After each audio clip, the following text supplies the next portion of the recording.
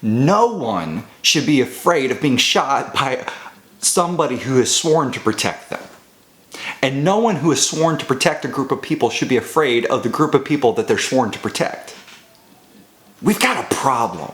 You see, our country has a long history of racism. We have always struggled at looking at another group of people who don't look like us, whatever us looks like, and being okay with them. Thumb through a history book. We haven't done really well in this, and the sins of our fathers are unfortunately playing out upon us. But it's 2016. You would think that we would be past these kind of problems. But if the violence that we have seen this past week is any indication, we're not. We have a problem. Now, when innocent people die, it does something to the rest of us. It stirs up something inside of us. Now, the immediate temptation is to give in to fear.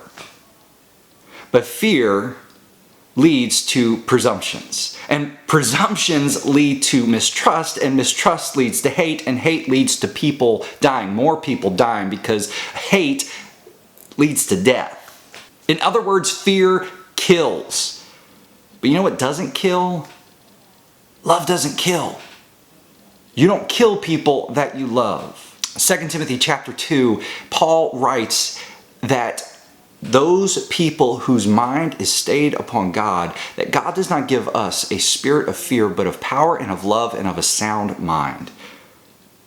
That means we are not to give in to the fear that we are tempted to live into. Instead, we are to live into love.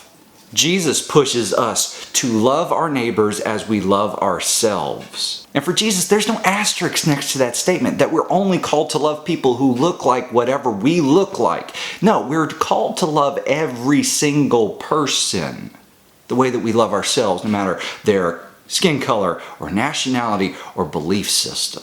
Love leads to life. Fear leads to death.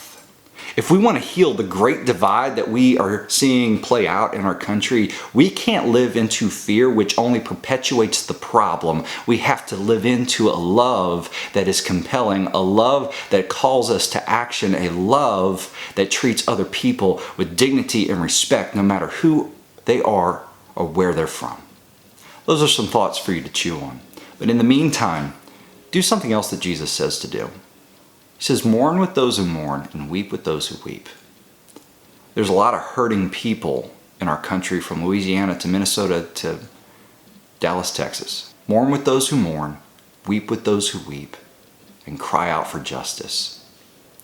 We need a lot of these days. God bless.